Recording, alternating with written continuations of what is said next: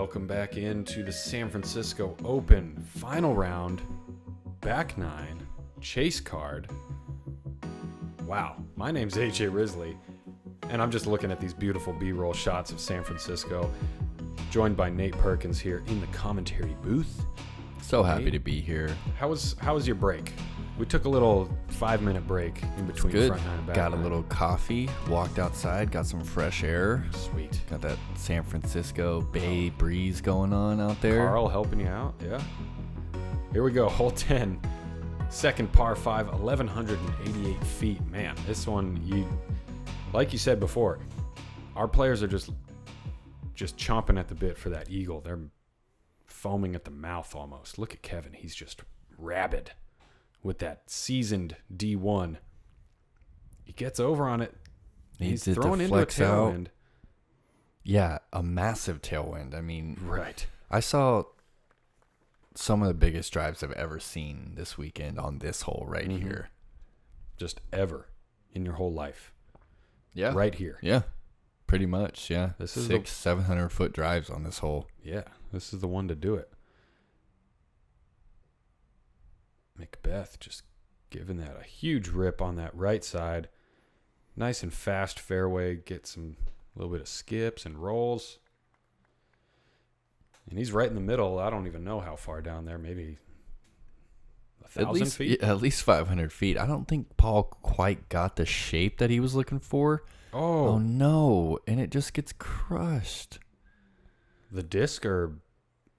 Oh! What in the world? And it just scoots past Paul's shot. I was about to say hopes and dreams got crushed as well, but Seppo got some sick ground play there. He still might be in position. Let's go, James. And we know James has the arm. He's going wraith right here off the tee. Nice.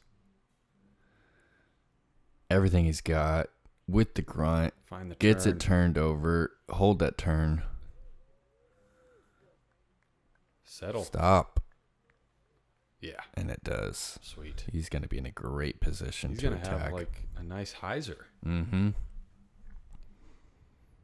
McBeth can do whatever he wants here, pretty much. Yeah, kind of. I mean, he's probably not. You think he's picking a gap from this distance, or is he just ripping one down there? He is. He's picking that right gap for sure. Yeah. Oh, and he almost gets it. Needs to pick a side. A good, soft, straight skip. He's going to have us just outside of circle 2. Look for an eagle. Not quite the pull he was looking for, though. Oh, no. James gets over on this one, and that... Yeah, that's out of bounds. Find the OB. Ouch. That's tough.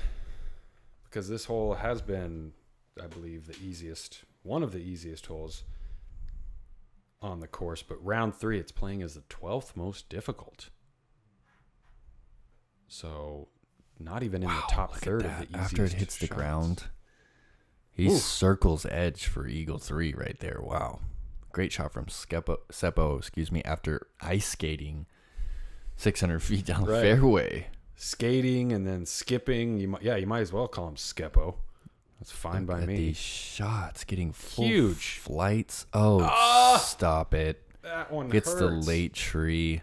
What can you do about that one? Not much. That one's so Not late much. in the shot. Right. The only thing that Kevin can realistically do is find an enormous open field and just practice his full power distance shots and really focus on where the disc is 500 feet out of his hand, because apparently that's what he needs to hone in on. But yeah, come on, Kevin, a little more right, dude. Yeah, but that's me being facetious because that's difficult. Drops it in there. Sweet. Seppo, no stranger to the eagle. Yeah. Oh, Josh Anton's not on this card. Oh, bummer, Sorry, that dude. was just my card. He would have gotten paid.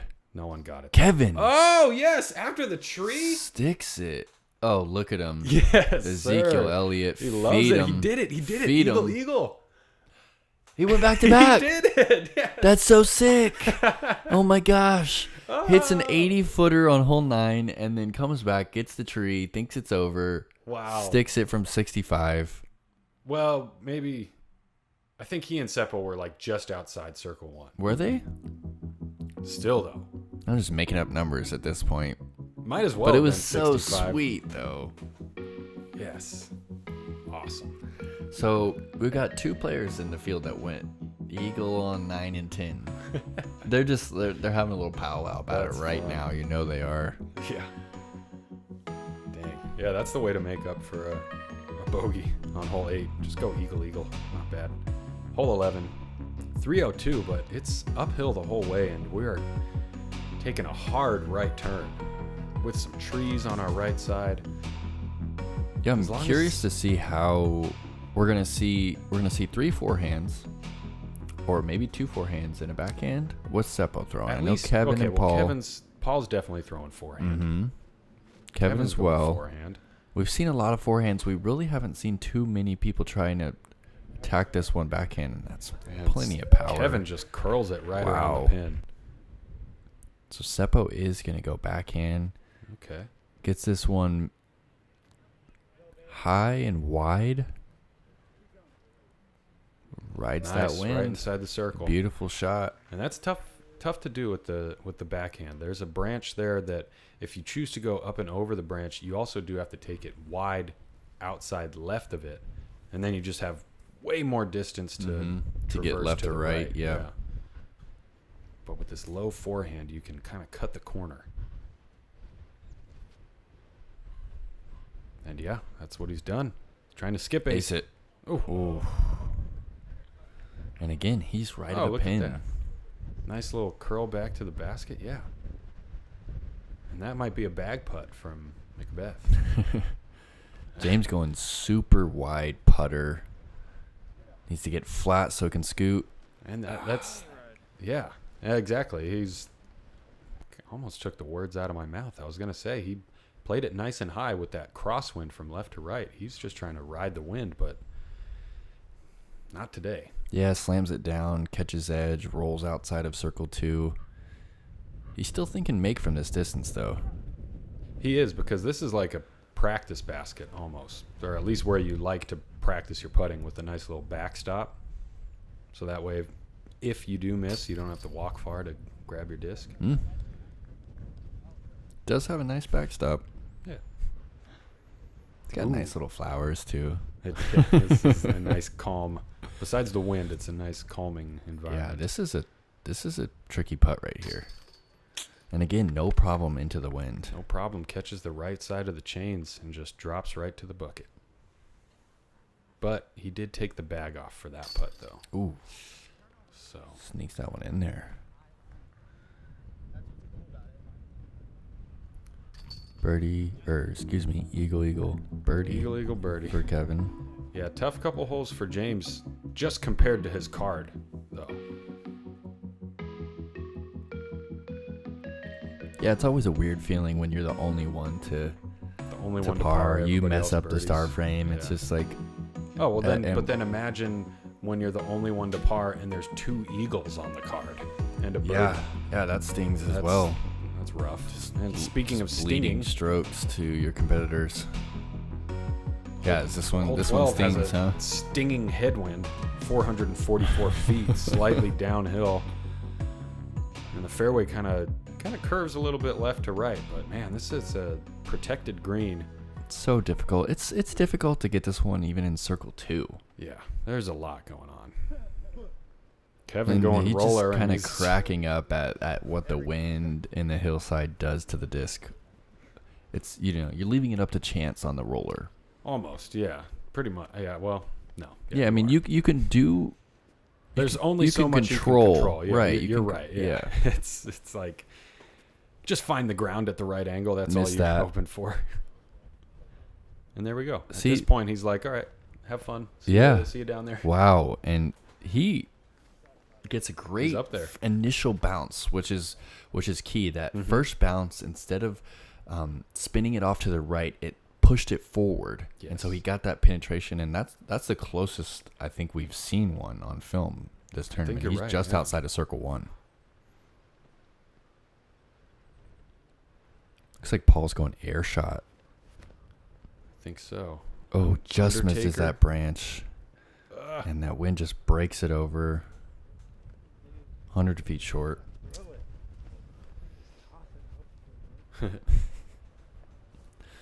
Not much you can do. That air shot is just, I don't even know. It's I thought I connected on it yesterday. Hard.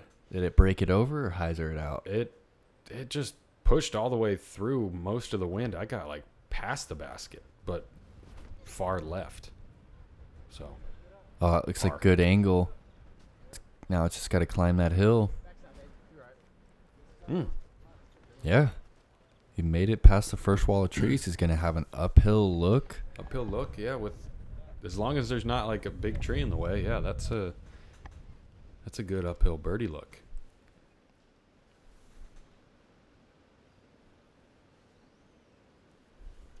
And this is a common occurrence on this hole, is just to lay it up from about 100 feet out. Save your par. Still not exactly the easiest. There is that log right in front of the basket, so you can't park it by playing short and sliding it up to the pin. You could jump putt it in from 90 feet though. Paul was close to that. Come on, Seppo. Oh gosh, he wants it so bad. Just a little high. What can you do? James has got us. Oh no. I really wanted to see some twos right there. So did I. Yeah, a couple really good runs. Good stick from Kevin to save par.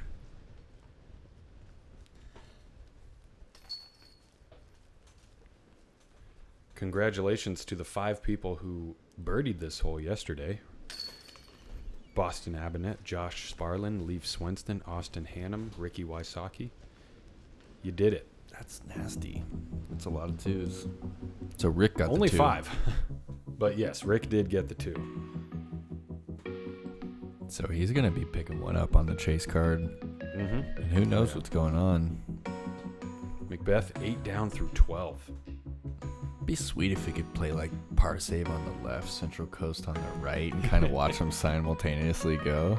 Like 8-pack. That would be nice, right? Split screen. I don't know if I would want to commentate on that, though. That'd be I tough. could watch it, that's for sure. And hole 13. The longest 347 you'll ever see here, uphill into the ripping wind. You can choose to go wide hyzer and try and get that catch edge and skip down toward the pin, or you can choose to go straight at it. Yeah, but with that tree line on the left. Lift City.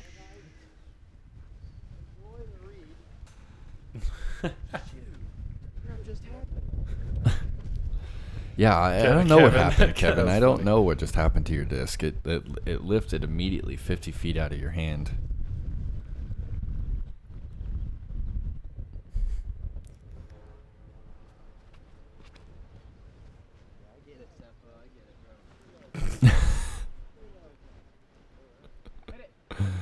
Oh, Kevin's so awesome, isn't he? I get it, bro. He's found a very friendly rival in Seppo Paju. More friends than rivals, but they just love to joke with each other because they both throw the disc incredibly far, and yeah, they bond over that, huh? Yeah, they want to throw it further than each other each time. They just have friendly competition every chance they're within the same vicinity of each other. See, if you throw it wide, that's kind of what you're risking. It is downhill, but that grass is thick and it's sticky right there, and it just did not let Paul's force skip at all. No, not at all.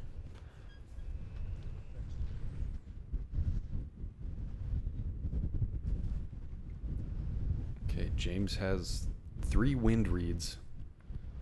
Yeah, that's a good point. Belt. I think he's going to be going wide hyzer here. The headwind just kind of it needs to stay up in the air.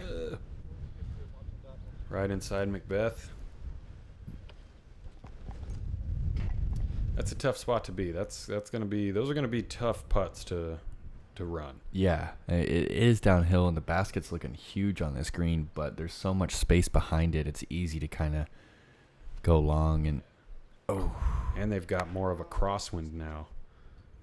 From right to left, any hyzer just gets 60-footer. Yeah, and Paul does have a lot of hyzer on his putt. Let's see how he chooses to attack this one. Maybe Annie to flat even. Just flat, low hyzer. Yeah. Not really a true bid.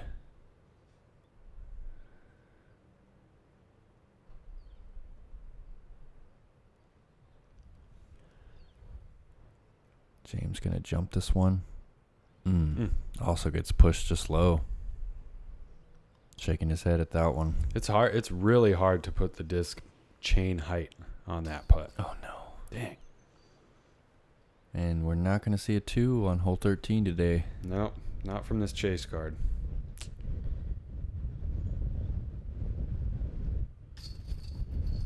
Good comeback from Seppo. But this hole did play, it averaged .04 above par. So, and only 12% of the field birdied it. Yeah. And One of if the you're tougher if you par are a 3s under mathematician, 400 that's feet. 15 birdies on the day. Nice, AJ. Not a lot.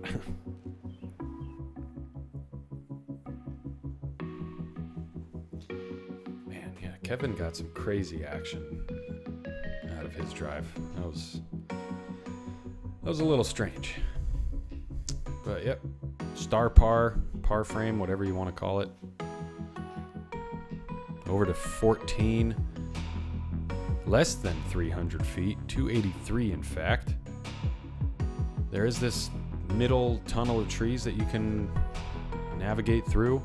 There are a couple ancillary routes on the left side and right side. Yeah, we got that hyzer route to the right. Yep. Right outside the Mando tree.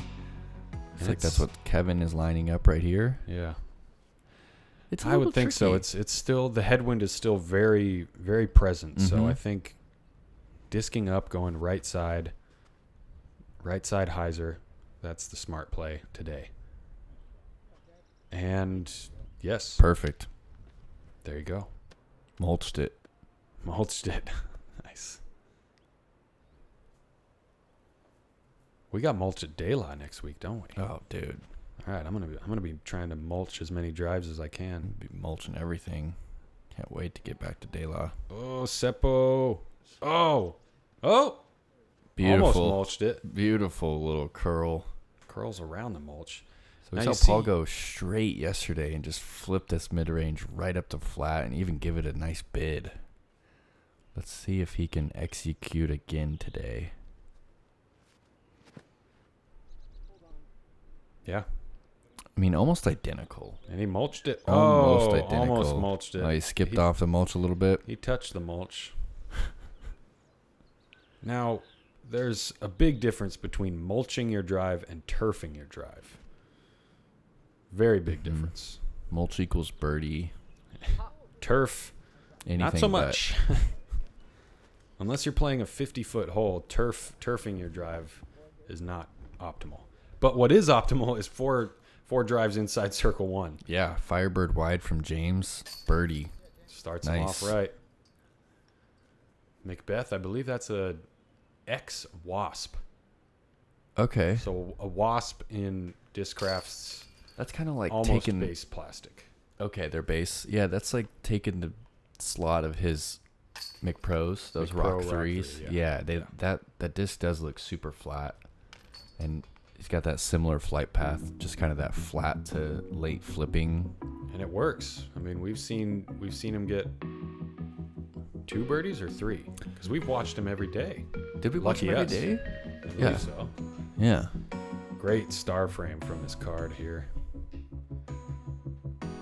Paul moving to 9 under for the round through 14. He's doing some work. That's really good. Hole 15 playing back into this ripping tailwind, 465 feet.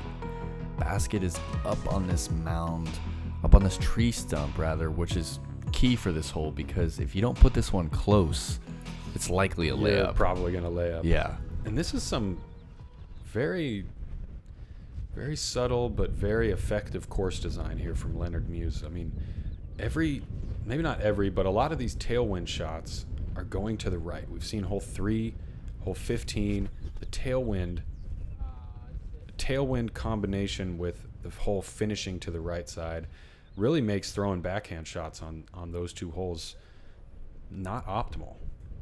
And then conversely, hole 13, headwind shot, baskets on the left side. Backhand hyzer, not exactly the easiest. And did Seppo just put it in the bunker? It's so hard to do that. I mean, it's got to go 470 of carry to even get to that danger. And we saw Kevin just come up just short of that OB green. Seppo, pretty unlucky to find that hazard right there. That's a great point you bring up, though, about going into the tailwind, and it kind of prevents the backhand from getting left to right. Yeah.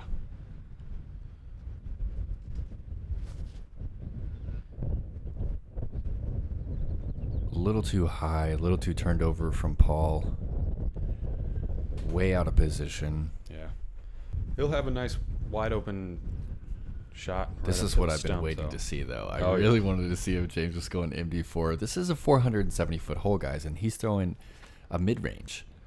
MD4 gets this one turned over, and it's coming back. That looks perfect. And he's thumbing his nose to everybody. Sick. He's thumbing his nose up to me and the course designer doing that backhand. Yeah, to right absolutely. Shot I mean, he's a master of that angle, and to do that with a mid-range, I mean, actually no one else is doing that. I think you're right on that. We could be safe to say that. No one's throwing the stable mid-range at that to try and get left or right. Not even close.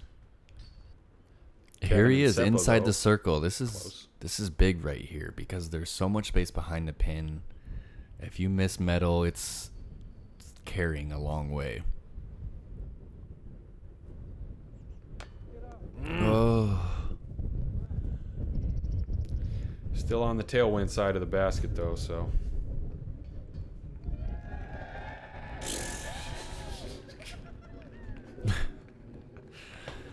That really hurts to put that inside the circle. Oh, Paul sticks that one. And we've got to note that that's actually a pretty tricky putt right there because of how vertical it is. And they did it. No, they didn't. Wow, the gallery's just on one right now. But yeah, I mean, McBeth did not. That was a tough 12-footer for McBeth. Yeah, I mean, I saw a lot of great players putt from that distance and get lifted into the band. Yeah. So Seppo carding bogey 4 on that one. We did not see any birdies on hole 15. We're moving on to the island hole. Lava about. This is a tricky little green we've got here. We've got a ripping tailwind right to left. Yeah, strong wind. Of course. And it consistent strong wind. Yeah. It's a island. I mean, it looks big when you get up there, but man, it's with that wind, it's just so easy to let it just sail one way or the other. We saw Kevin park it yesterday on this same line. So tricky to get up and over. Even trickier to be short of the pin and safe. You know it, just over the wall, dropping down. Great putter shot from Kevin. Yeah, he knows what that thing's doing. He knows that the turn that it gets in the second half of its flight. That looks like the does Z not Pred look again. good. This looks like too much hyzer. Oh, what do I know? It was right around that tree. No swing at all. Yeah. To part. I think the saving grace was the fact that it was a lot faster than what Kevin threw. So it's faster and it's getting to the ground quicker. It's just done flying. It's just getting all the distance to the basket, and then all that spin and the disc. Yeah, like you said, is just knifing down towards the ground. So yes, it does get picked up a little bit by the wind, but not versus enough throwing to something like find this. This is the right. traditional route we'll see on the hyzer. It's kind of the swinging high play. And that's Kevin. Kevin loves it. Oh, that's Kevin's Kevin energy. loves Just getting so stoked for Seppo to park it like that, high and wide. This is such a hard putt back into the headwind. Look at that one. Just get lifted and float over the pin. But again, subtle course design strategies there with the island and the way the wind sets up. I mean, that's what you get. You get that super strong 35-foot headwind putt if you're a little bit off on your drive and it coasts over to the left side. Oh, good birdie putt by Kev. Yeah. Good stick. The tailwind allows him to go back to his straddle push putt or straddle pitch. Pitch push. I don't know if we've named that one yet. Kevin's definitely got a unique thing going on. 2 more great birdies by Seppo and Paul. Yeah, that just catches the strong side. Yeah, a little right side, but no pole to contend with there. McBeth, he's in double digits with 2 holes left. Hole 17, it's just going uphill the whole way. Yeah, it's 599 feet. 599, but again, one of the longest 599 foot holes you're ever going to play. Right. Playing 80 feet uphill into a ripping headwind. My play on this hole, which I feel like takes the danger out of the second shot, is to play along the left side of the fairway. That way you're kind of then throwing a right angle up to the basket, and now the headwind shifts from straight headwind to left to right crosswind. And then you're also throwing just straight uphill instead of on a side hill. Yeah. So it's a good point. That's just my 2 cents. Yeah, or you just get it. Or you just rip it. Or you just throw it as far as you can, and then you have, it doesn't even matter what angle you're looking at. The approach is that much easier. If you have a nice little pitch sidearm, which those guys do, then they'll be fine with those enormous drives along the right side. But again, these players are able to attack this one so freely because they're able to throw so far. The majority of the field is not making it halfway even on this hole. Yeah, It's driver and then it's full driver again. I mean, even for a player like myself with just a little bit below average arm speed, it is 2 absolute rips to make it 600 feet up this hill. And so to see these players get this far up the fairway and have no problem attacking the pin, it's special, even though it might not appear so on camera. And you say below average arm speed for like a 10-20 rated player. For the whole field, you're doing just fine. Don't worry about it.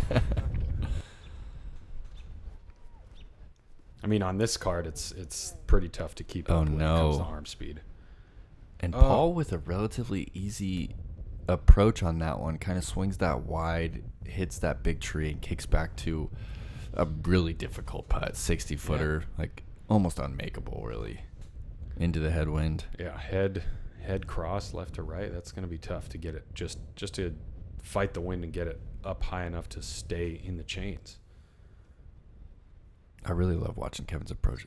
Oh, did I say unmakeable? You said that was an unmakeable. 80-footer floater.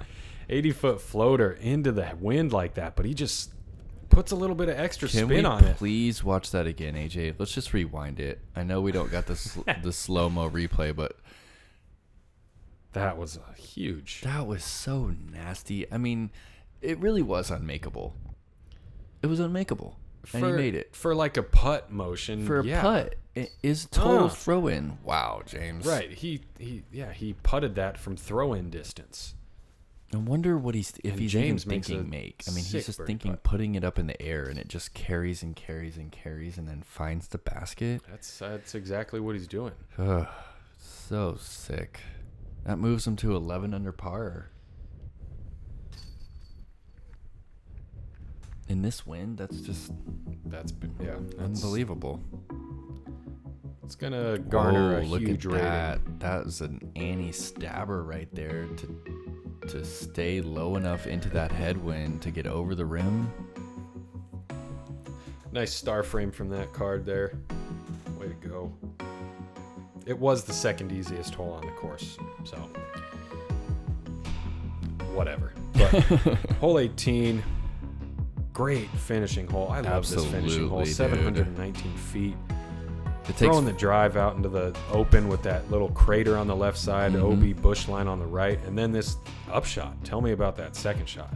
Well, it takes 425 feet of power off the tee to even get yourself in a position to attack the green. Yeah. And because of the way that this slopes right here, I love this design. I love that OB pit on the left because it forces you to think about your angle. This is crazy This is worst case scenario right here. Unbelievable how far back this is rolling. Is that inbounds? Kevin just discovered a new shot. He definitely has a new hole from over there. He's in nine's fairway. He's further than the tee pad, I think, to the pin. I think you're right. I think he is, dude. Oh, no. And even more uphill. And that kind of validates my point a little bit. It's so much about the angle control because of how much it slopes down. If you get it turned over, you are going to see cut rolls like that. Yeah. If you don't get it turned over enough, it's going to hyzer left into that pit. Yep. And if you get it high and turned over, you can find that OB right. There's a lot of danger on this one. That's very true. It looks wide open off the tee once you get out of that initial gap, but yeah, it's... Yeah. And you got that headwind pushing at you right to left. Yes. Yeah. So it makes this one difficult. But man... That needs to get down. That's headed straight toward that pit. Get past it. Sure did. I think it did. Wow. That's big. I want to see Kevin's shot. So he is in bounds. Somehow. This is crazy. He just doesn't even know what to do. Just rip it, Kev. There you go.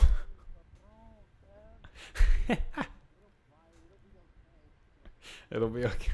I don't know what he wanted from that one. I don't know what he was thinking either. But I think he might have thought he hyzered it too far left, but it's in a decent position to get up and down for par.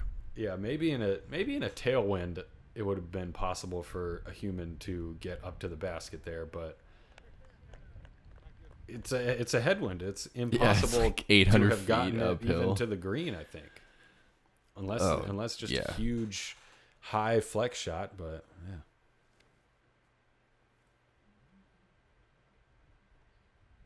It's just got to get past that bunker. Yeah, sure does. does. And it absolutely does. Curls to 22 feet. That's for a 12 under par in this final round. I mean, if there's any slip up at all from our lead card, he could be moving up the leaderboard. And James going right for it, right in between the bunkers over the green. Again with that beautiful flat Thunderbird shot. He's so good with that disc. And here's Kev's third. Just get it close. Finish with the par. Yep. Yeah, buddy. There we go. Good save after that insane thrower. No. Seppo. That last putt, he'll be thinking about that one for a few days, you know? Yeah. It's hard not to. It's really hard not to.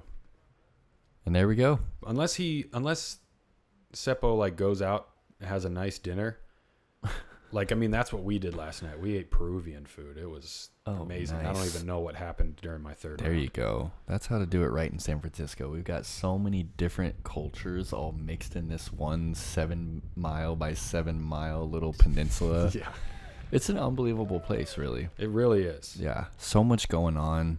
James with a great birdie there. Kevin's going to save par. Yep. Good par save. Yeah, and McBeth with that 12. Oof. Yeah, I think I went ramen and then Peruvian. Nice. Yeah, Japanese ramen, Peruvian. Nice, food, that's awesome. Back-to-back nights. Crazy. I just want to thank Shawn Jack and the rest of the crew for making this tournament possible. It's amazing that we can play here at Gleneagles Golf Course, right in the heart of the city. Very nice facility.